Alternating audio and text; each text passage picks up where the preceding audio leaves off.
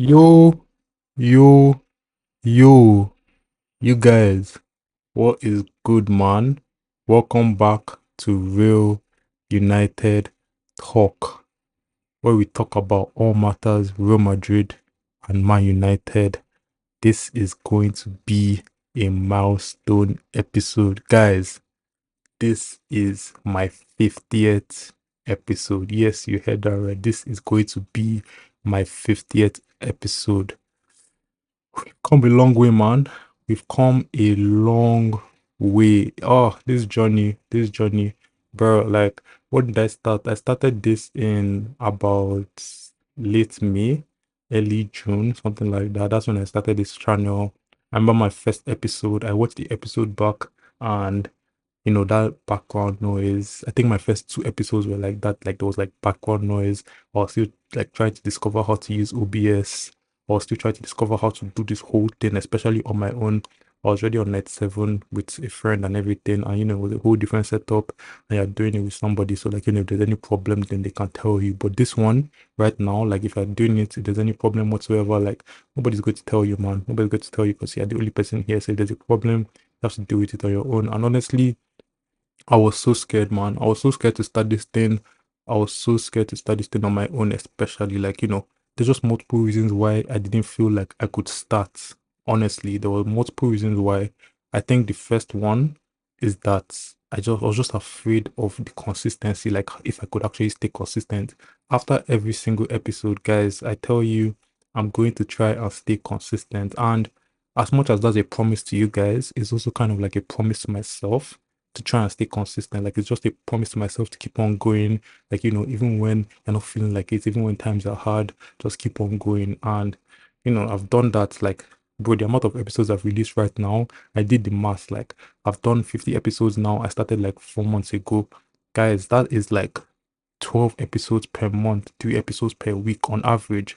That's kind of crazy. That's honestly kind of crazy. Like, I would have never thought that I would have done that. Like, honestly, when I started this thing, I thought, oh, I'll do like max 1 episode a week. And like, even then, like, there'll be some weeks where I don't drop episodes, and there'll be some weeks where maybe I drop like one or two or something like that. Like, I didn't think I'll be this consistent. But right now, I literally have like a drive to just keep on going and keep on pushing out content. And honestly, like, I love it. I love it. I love the fact that I was able to start this thing for myself. I love the fact that I'm able to talk to you guys through this channel. I love the viewers. I love the comments. I see all the comments. I see the support. And honestly, I love it.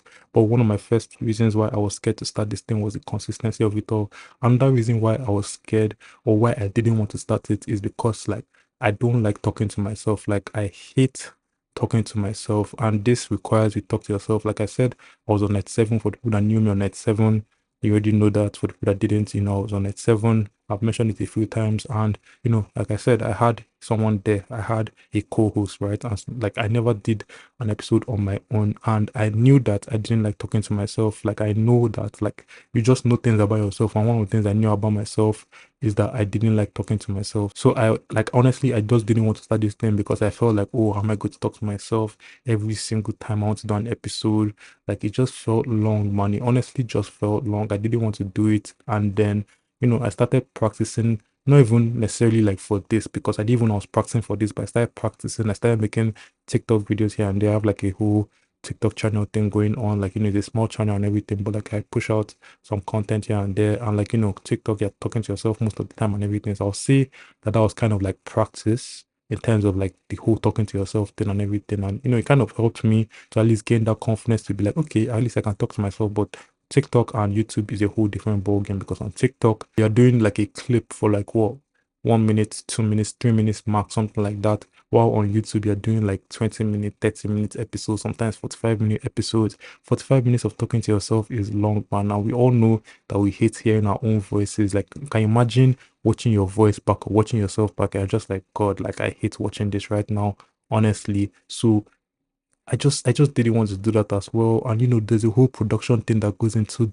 this, like the editing, the setting up your OBS and everything. Guys, I don't know how to use technology, man. Like I'll be so real with you. I don't know how to use technology. Like I barely knew how to edit. I barely knew how to like make thumbnails. If you notice my first like what, 15, 18 videos, I didn't make any thumbnails. Like I didn't want to and I didn't know how to. And I honestly not that I didn't want to learn, but it was just like I just didn't want to do it, man. And also I know how to learn how to use OBS. I had to learn how to edit better just to at least like push out sensible content and everything. And all these things were just long, man. Like, guys, I don't know how to use technology. Like, as I'm talking to you right now, I'm looking at OBS and I'm confused. Like, I'm looking at OBS and I'm like, what does this button do? What does this button do? Before this episode, before I recorded this episode, I was using ChatGPT to check one or two things for OBS. So, guys, honestly, I don't know how to use OBS, man. Like, I had to learn how to connect my webcam. I had to learn how to connect my mic. And, bro, it's long, man. And I had to learn how to edit as well. I've gone through multiple editing platforms, channels, stuff like that. And still this day, I'm still looking at ChatGPT. I'm still looking up how to like do this particular thing, how to do this other particular thing. But yeah, bro, it's trust me when I say that for me, this has been a long journey, but I'm here right now. I'm doing this right now. Until this day, I'm no professional. Like there's probably flaws in my content right now. There's probably things I can improve on. I know that I want to improve. I watch other channels as well to try and improve. I talk to other people as well to try and improve. You watch the El Pablo episode. He gave me a lot of advice on how to improve and everything. I've been doing this thing for a long time and everything. So no better person to get advice from. And yeah, I still get advice from people to this day. I'm still watching other channels to learn how to improve and everything. But what I do want to tell you guys is that, like, if you want to start, just start. Like, I know I heard that all the time, and I was always so angry when I used to hear that. I used to be like, what are you talking about, man? It's not about just starting. Like, there's a whole process that goes into this thing. Like, I need this, I need that, I need to learn how to do this, I need to learn how to do that. But honestly, if you keep on pushing it, you're never going to start. Like that, I'll be so real with you. Like if you keep on pushing it, you will never start. It's just the real talk. Honestly, it's just like here we do real talk, and it's just real talk. If you keep on pushing it back, you'll never start. If you keep on saying, "Oh, but that would be perfect equipment," right now my laptop isn't perfect. Right now my laptop is making a crazy noise, but just because I have the thing of voice isolation.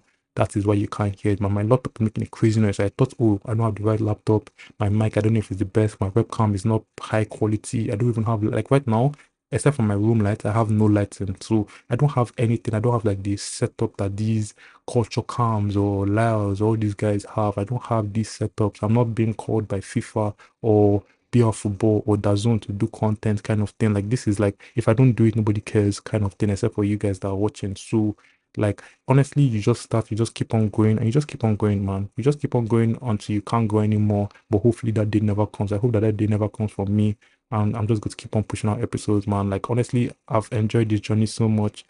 I've enjoyed talking to you guys so much, and it has just been a great honor to do this. It has been a great honor. Like I can't tell you how much this means to me. Like I've always thought about this. I've always said I wanted to do something like this, and I just never got to doing it until I started doing it. So honestly, if you want to start doing it, just start doing it. But guys, 50 episodes, man. 50 episodes. I'm so grateful. I'm so happy. Thank God for this. But what I would say is that we are 50 episodes deep. Guys, the road to 50 subscribers begins now. The road to 50 subscribers begins now. Yes. I'm on 22, 23 subscribers right now. Guys, come on. We can do better than that. I know we can do better than that. I have a goal to get to 50 subscribers by the end of this year. And that's not a crazy ask in my opinion. That's not a crazy ask. I'm on like 22, 23 right now. That's not a crazy ask. Guys, statistically, I'm bringing mass into the equation now. Statistically, there are more Manchester United and Real Madrid fans on this planet than any other team in the world. Are you telling me that 10 of you each month cannot click that subscribe button and get me to 50 subscribers by the end of the year? Is that what you're telling me? Is that what you're telling me? I might not be a mathematician, but I've done the maths. That's the maths. There's more Real Madrid and Man United fans on this planet than any other team. And you're telling me that I can't get 10 subscribers a month to get to 50 subscribers by the end of the year? I don't believe that. I don't believe that. I don't believe that. If you tell me that, then you're just taking the piss, man. Let's get to 50 subscribers by the end of the year. The road to 50 subscribers begins now.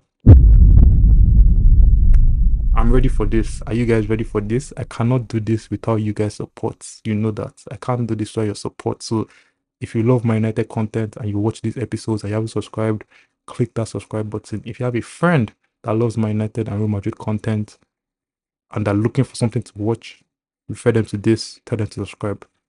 And please just hit that subscribe button and watch the channel. But as you already know, I'm gonna keep going. I'm gonna keep on pushing out that content. But again, guys, thank you. 50 episodes deep, 50 subscribers soon.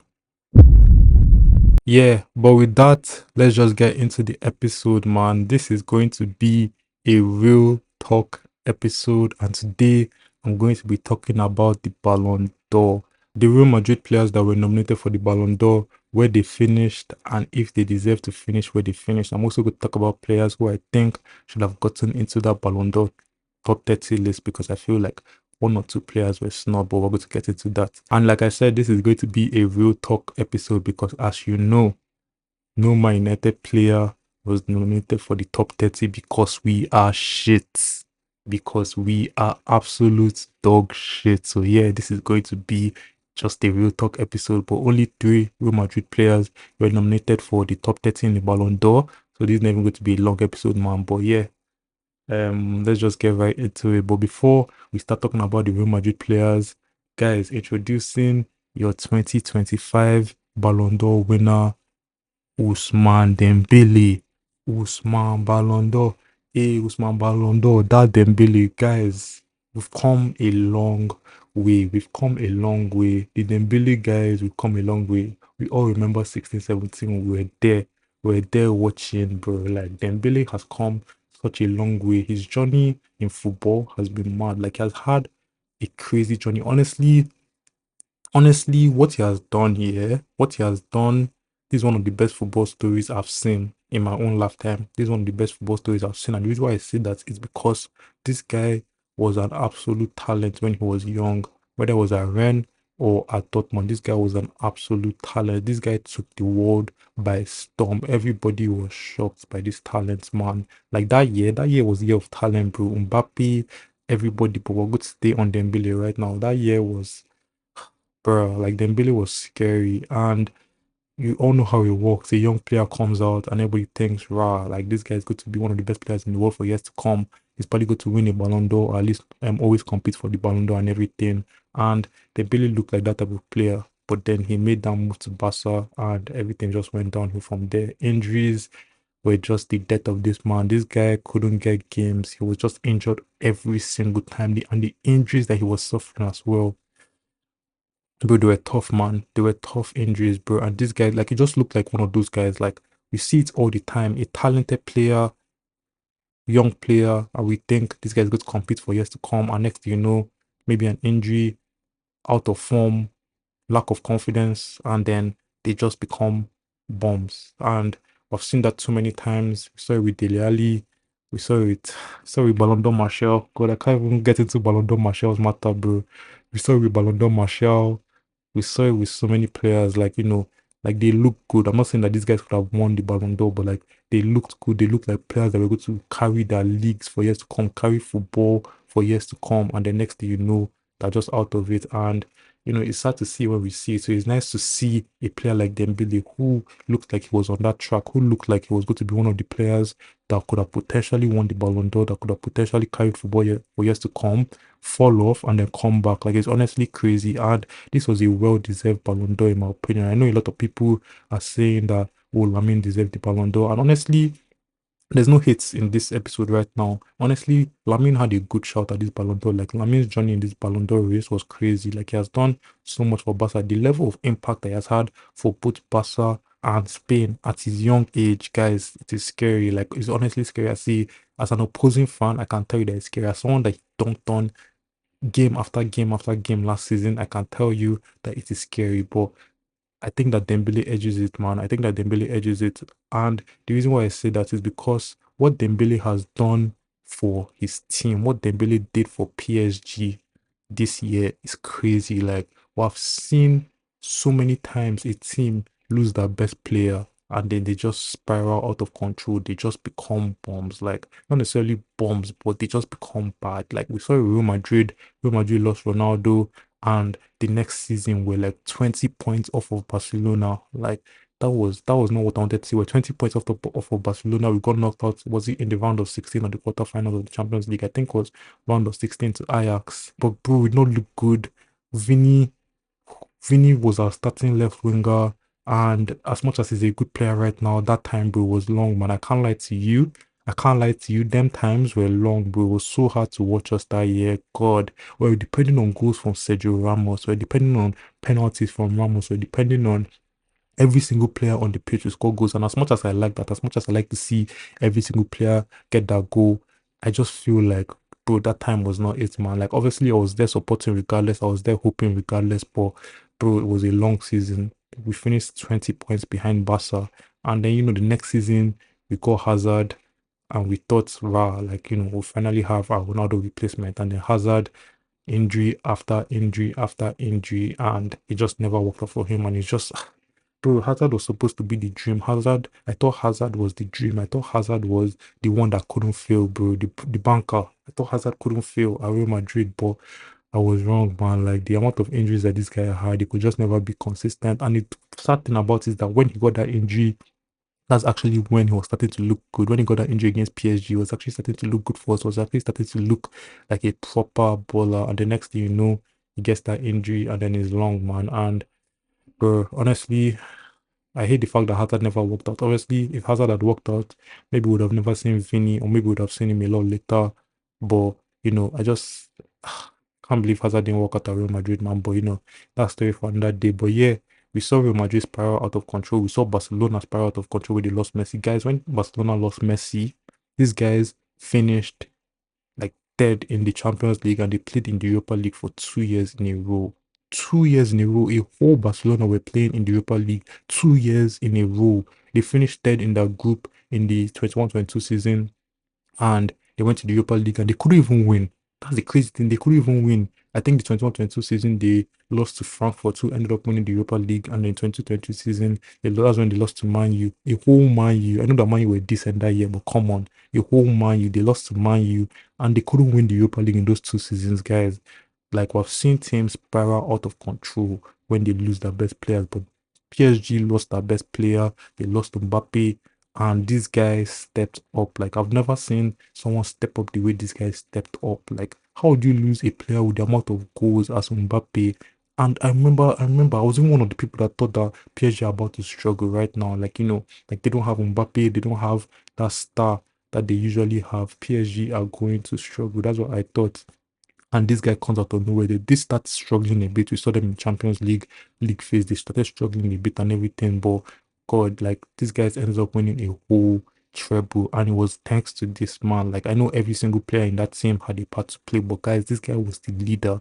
This guy was leading from the front. Like this guy was doing things that we never thought he would do. This guy was doing things that he probably never thought he would do. The amount of goals that he scored was crazy. Like Dembele is not a player you associate with goals. He's not a player that you think, oh, this guy's going to get you 25, 30 goals in a league season. You're not thinking that, man. You're not thinking about that. You're thinking about Dembele. You're thinking about, oh, a wide winger that can create, score a few goals here and there, but that's not his thing. Like, honestly, this Dembele story is just like the Ronaldo story. Like, obviously, it's not the same thing, but it's just like the Ronaldo story. Ronaldo started off as this wide winger, cares more about the tricks than the goals, just cares about, like, impressing fans and everything. As much as that's a part of football, goals is what wins you trophies. That's what he learned later in his career and everything. And this Dembele story is exactly that. Like, Dembele, this wide winger who just, prefers to do the skills and everything, prefers to, like, get the fans off their seats and actually score the goals and everything. But now he's doing the goals to actually get fans off their seats. He was scoring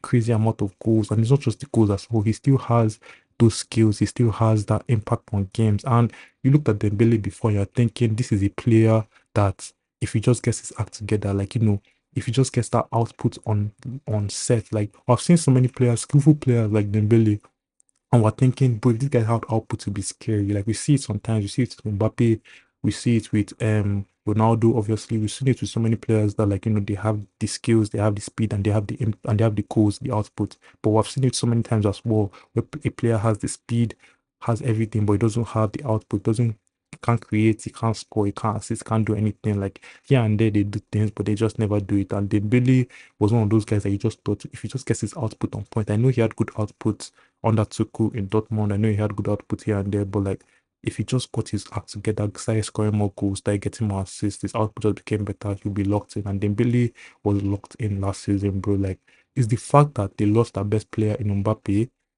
and then Billy just stepped up, started scoring goals, started playing a whole new position as well, playing strike, leading a young team, a team of new players as well, like leading a team of Desiree Doué, Bradley Bakula, new boy Kvaratskelia, John Neves, Vitinha. These are young players, leading young players to a treble. PSG's first ever Champions League treble, a trophy, a treble. Come on, come on. And the next thing you know, they win the Super Cup as well. They go to the finals of the Club World Cup where, he didn't have that much of an impact in the tournament, but he still played a good amount of games for them. And they went to the final. The amount of impact that Dembele had for PSG last season was scary and was deserving a Ballon d'Or. I think that if you win a treble and you're the most impactful player on that team, then you're winning a Ballon d'Or. I know people can say, oh, Vitinha, this and that impact on everything, but this guy was leading from the front. Like, this is the perfect example of a leader from the front. And I do think that what he did last season was deserving of a Ballon d'Or. Now you can talk about Lamine and be like, oh, what about what he did for Barcelona? Guys, no hate on Barcelona, no hate on Lamine. Lamine could have easily won this Ballon d'Or in my opinion, but at the same time, I do think that Dembele edges him, man. I think with the amount of trophies that he won, the level of trophies that he won, winning Champions League, winning a treble, is different. Like, you can see Lamine's impact and everything led Barca to the league, to the La Liga title. All those El Clasicos where he absolutely dunked on Madrid. That Inter Milan game in the second leg, probably the best player on the pitch. Like, that was a crazy game from Lamine. Was one of the people trying to make something happen in that game. And that game alone is a testament to who he is. That game alone can get him in the Ballon d'Or top 10.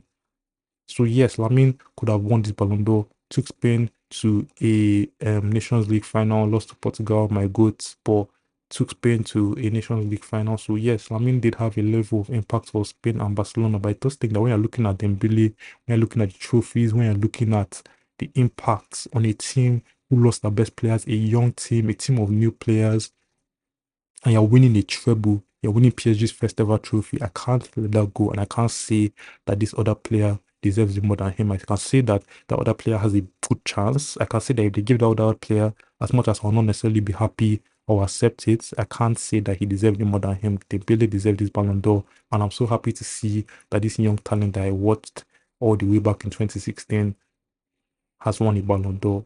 It's 9 years later and he's winning a Ballon d'Or. Would have thought that it would have come sooner, but better late than never. So Dembele, congratulations. Lamine, though your time is coming. I don't see it come, but your time is coming. You're obviously going to win a few Ballon d'Ors here and there. But yeah, with that, let's just start talking about some Real Madrid players. And I'm going to be going from bottom up. And the first player, or at least the last player from Real Madrid side on the Ballon d'Or rankings is Bellingham. And Bellingham finished 23rd in the Ballon d'Or rankings. Now, first things first, the Ballon d'Or, did Bellingham deserve to be in the top 30 Ballon d'Or? I think so.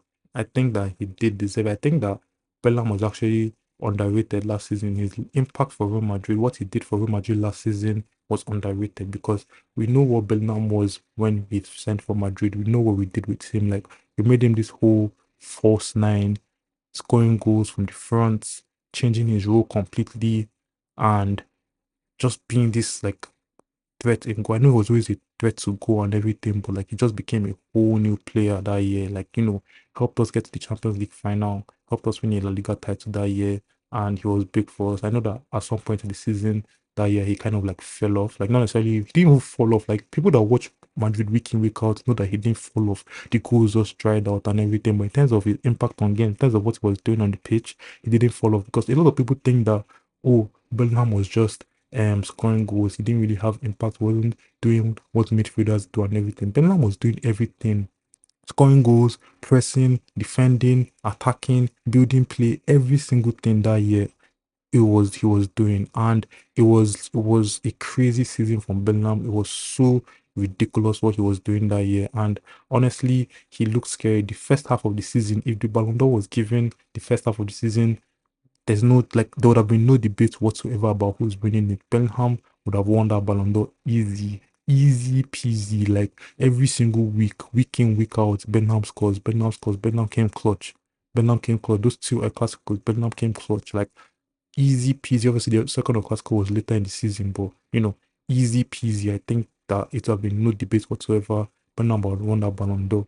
But yeah, obviously, but Ballon d'Or doesn't come half of the season; it comes at the end of the season. But Bellingham last season, I think, was underrated. I think that what he did was underrated. I think that people saw a player who used to score goals, not scoring goals anymore, and they just assumed that he fell off. But Bellingham didn't fall off. Like, his role in the team just changed. Obviously, we signed Mbappe, so the whole false nine thing wasn't really working anymore. So it was more like he dropped deeper.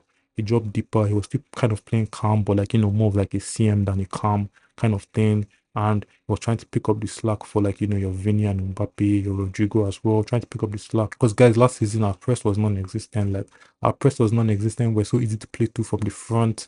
And then, like, the thing about having skillful players that want to do all these things, like Vinny and Mbappe and even Rodrigo, is that yes, when they do it, it's fancy, it's nice and everything, but they're going to lose the ball quite often. And the thing with that is that players like Vini and Mbappe, at least last season, were not really pressing, we're not really tracking back and everything, and left Bellingham to pick up all the slack. He left Bellingham to do all the dirty work and everything, and he was able to do it. He was willing to do it. Didn't complain. I remember this one play when, like, he was screaming at Mbappe because, like, I think Mbappe tried to dribble, lost the ball, didn't track back, Bellingham had to track back for him, and he was just screaming at Mbappe, but like he did it and he did it well. And last season, like, Benham was a whole different player. Yes, he wasn't scoring as many goals and he wasn't getting as much output and everything, but what he was doing overall, in terms of his defending, in terms of his passing, in terms of being that guy that we played to in midfield, he was a whole different player. If anything, what I will tell you guys here is that Bellingham's game last season leveled up. Yes, the goals dried out, he wasn't scoring as many goals and everything, but what he was doing on the pitch, I see that Bellingham's game leveled up. Like, his passing became better. All those two balls and everything that he was giving, his build up play, everything was just better. Like, his overall game leveled up. But that thing that gets the attention of, like, people from the outside looking in, the goals, the assist, and everything wasn't there. So people outside looking in are not really seeing that. Everybody that watches Real Madrid games can tell you this. Bellingham was good last season. He wasn't a flop last season. It's just that the goals dried out. But even with the goals drying out, how many goals did he get in La Liga? Like 8 goals, 5 assists, something like that. Some stats like that. Like, still good stats from a midfielder. Like, I think people are forgetting that, thinking, oh, because this guy scored how many goals that first season, like he has to score 20 goals a season. Guys, he's a midfielder. A midfielder scoring 8 goals, 5 assists is not bad. So if you're looking at stats, then assess that. That's not bad. Like, that's not bad. And the amount of impact that he had on games. We're talking about Pedri, talking about a guy that doesn't need stats and everything to show himself and everything. I know Bellingham has already kind of like been himself this guy that, like, gets stats and everything, but don't overlook the impact that he has on games when he's not getting those stats. Don't overlook it, man. Don't overlook it, whether it's defensively or attacking or build up play, anything. Don't overlook it. I think that Bernard was good. He finished 23rd in the Ballon d'Or list. I do think that he could have even finished a bit higher up, and the reason why I'm saying that is because of the next person on the list, which is Vinny Jr. Vinny finished 16th on the Ballon d'Or list, and Vinny, another player who, has come a long way from a player that nobody really liked at Real Madrid to a Ballon d'Or nominee. His journey has been crazy because, like, we all knew that he was talented. We all saw his talent and everything, but he was just this. He was raw when he first started. It wasn't what he wanted at that time, especially when we were just replacing Ronaldo. Replacing Ronaldo with Vinny was long, man. I'm telling you, that season was long, but I'm not even going to get into that right now. But yeah, Vinny has come a long way, and since that 21-22 season, he has just become a different player. He has become a different player. I remember that year he finished 10th on the Ballon d'Or, and I was fuming because I was like, what do you mean? Like, were you watching the games? Were you watching this guy? How did Vinny finish 10th in the Ballon d'Or that year?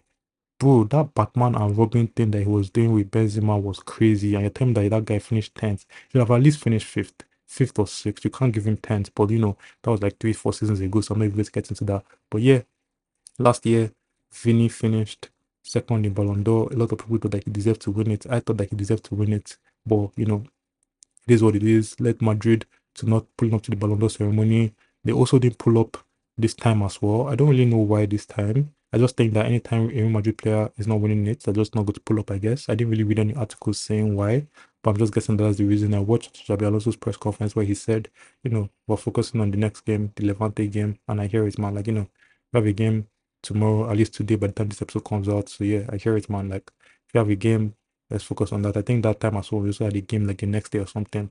Let's focus on that, man. Like, if we're not going to win it, we're pulling up. But yeah, um, we didn't pull up to the Ballon d'Or, and no reason to. And Vinny finished 16th this year. That year he finished second on the list, like I said, and like I said, I think that he did deserve to win it, but it is what it is. But he now said the whole thing of, I'm good if I have to do it 10 times over, I will, on his Instagram. And people use that as a way to troll it. People held him to that. Like, you know how it is on social media. Everybody wants to, like, if you give them an opportunity, they'll take it. So people use that as an opportunity to troll him. And when he started the season, the way he started last season, was beautiful. Like literally, the way he started last season was the way you expect a player tried to prove a point start last season. Because you all remember what happened. We signed Mbappe. We thought Mbappe was immediately going to be the man. But Mbappe struggled initially last season. I'm going to get to Mbappe's matter soon. So I'm not going to talk about it too much right now. So Vinny stepped up when Mbappe was slacking. Vinny stepped up when the team was slacking. Like I remember the amount of times that Vinny got us out of trouble. I remember that Dortmund game, the hat trick in the Champions League. Like Vinny stepped up. So the way Vinny started last season was beautiful. Like if he had continued that way, at least second in Ballon d'Or this year, at least second. But kept on going, and then at some point he just fell off, and then that's around the time that Mbappe started bowling. He just fell off, and I've already made too many episodes as to why, so I'm not going to even get into that right now. But yeah, Vinny fell off, and when he fell off hard. He fell off hard. Like guys, like nothing is coming off nowadays. Like the dribbles aren't coming off, the shots aren't coming off, nothing is coming off, and it's just long for Vinny. Vinny has been struggling and struggling and struggling, and honestly, he's becoming hard to watch. He's becoming the player that we didn't really love watching when he first joined Madrid in terms of like just impact on games, in terms of like his lack of decision making and output. That's the player that he is right now. And honestly, like last season was long for Vinny. Like last season was not the greatest season, and the fact that he was able to finish 16th in the Ballon d'Or list is actually kind of crazy. I honestly, as someone that loves Vinny, as a Real Madrid fan, I can tell you from an unbiased point of view that he only finished 16th because of name and nothing else. I can tell you that for free. He only finished 16th. He only finished top 30 because of name and nothing else. Because I've been crazy to put someone that finished second out of top 30. So they put him in 16th. And bro, I don't even think that he deserved the top 30. Maybe he did. Maybe he deserved to be like the 30th because, he's still Vinny. But I don't think that he deserved top 30. I definitely don't think that he deserves 16th. I definitely don't think that he deserved to be ahead of Bellingham. I think that Bellingham had a better season than him overall. I think that Bellingham's impact on the team was more than his overall. Like, if you're talking about the whole season. And I know that Vinny had good games here and there. I know that he had moments here and there.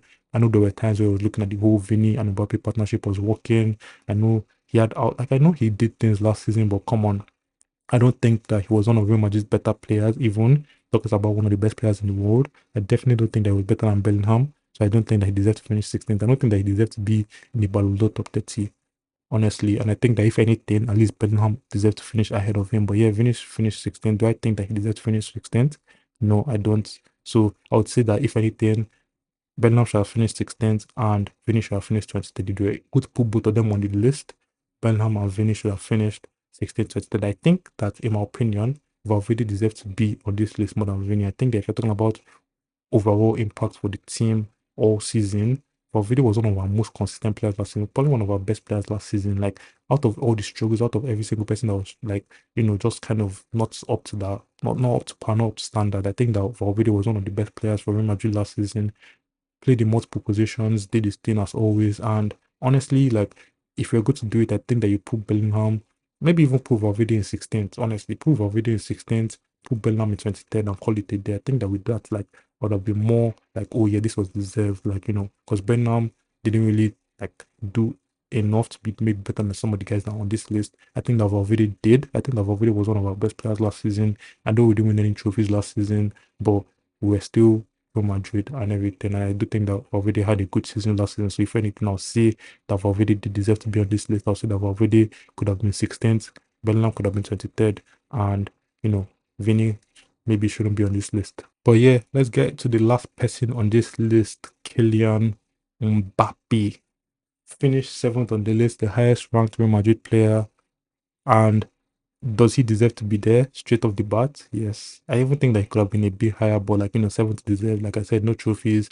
So seventh is what he's looking like. But Mbappe was a whole different beast last season. And I said this in a previous episode, right? I said that Mbappe was playing like the best player in the world last season. Maybe he wasn't playing like the player that you want on your team. Maybe he wasn't best like team player last season. But in terms of individual, in terms of like from an individual standpoint, Mbappe was playing like the best player in the world. This was the La Liga top scorer. This was the European Golden Boot winner. This guy was scoring goals for fun last season, and he broke records last season, broke Ronaldo's record for Real Madrid, broke multiple records last season. So Mbappe was playing from an individual standpoint like the best player in the world. The thing with that is that what he was doing not really lead to anything. Like we didn't win any trophies. It didn't really have much impact overall. Like in the general standpoint of things, it didn't have much impact, and you can see that his play kind of hindered people more than it did them good. Like you're looking at a player like Bellingham who had to like maybe drop to a deeper role, which is not a bad thing because like that's Bellingham's natural role. But like is the amount of slack they had to pick up when Mbappe came in that kind of like affected Bellingham's season in terms of like output as well. Like I said, that Bellingham's general game improved, but like the output kind of dried out, and also like he had to work like 10 times harder, which also kind of affected like his general play as well. Because some games he's focused more on defending than attacking because he knows that like these guys are losing the ball, they're not going to track back and everything. So some games he's more focused on defending than any other thing in the game, not even just attacking any other thing in the game. So I think that hindered a player like Bellingham to a certain point. Obviously, we saw how much it hindered Vinny, kind of always dropping into that left wing position, forcing Vinny to the center, forcing Vinny to the right, forcing Vinny anywhere that is not left wing, forcing Vinny to anywhere that is not wide. And kind of hindered a few players here and there. So you could say that like his general game wasn't really the greatest, right? But like, from an individual standpoint, he was still playing like the best player in the world. He was still breaking records. And he does deserve to be on this list. He does deserve to be this high up on the list. And I think that is well deserved, honestly. Like he started the season very, very slow. Like I said, Vinny had to pick up the slack when he first came, and Vinny picked up the slack well. But then at some point, Mbappe became Mbappe and just started scoring goals for fun. Just started scoring goals for fun. And I watched him last season, every single game, and he was a good player for us. I'm not saying that anything that happened last season was his fault. I know sometimes when I say that, it's like I'm saying that it's his fault and everything, but I'm not saying that anything that happened last season was his fault. I'm just saying that like you can score all the goals in the world, but it doesn't necessarily mean they're having a good impact on the team, if you get what I mean. It doesn't necessarily mean that what you're doing profits the team in any way, if you get what I mean. So yeah, I think that Mbappe had a good individual season last season, but overall, I won't say that was a good season, especially because like he ended up finishing trophyless. But Mbappe does deserve to be this high up the list. I think that seventh is a good position to put in for a player that broke so many records, for a player that scored the amount of goals that he did. I do think that seventh is a good place to put him. So yeah, I think that this is well deserved. I'm not going to get too much into Mbappe's matter. I think everybody saw what he did last season. I don't think that many people are going to argue with his position in the Ballon d'Or ranking. So yeah, I think this is well deserved. So yeah, I think that Mbappe finishing seventh was well deserved. I think that Vinny being in top 30 is not necessarily well deserved, but like we'll allow it. But he shouldn't have finished ahead of Bellingham. I think that Valverde deserves to be on this list. Maybe finishing 16th and pushing Bellingham to 23rd and pushing Vinny out of the list. Like I would have been happy with that list. But Real Madrid players are on the list, so I'm happy with it regardless. But yeah, let me know what you guys think in the comments. Do you guys think that Bellingham should have finished higher or lower? Do you think that Vinny should have been on top 30 list? Do you think that Mbappe should have been seventh or lower or higher? Let me know all of that in the comments. But with that comes the end of this episode. Thank you guys so much for tuning in. And as always, I'm going to try and stay consistent, keep on pushing out episodes, and just hope to see you guys again next time. And just remember that, like I said, the road to 50 subscribers begins today. So if you haven't subscribed already, hit that subscribe button, like, comment, subscribe, and with that, I'll see you guys again next time. Safe.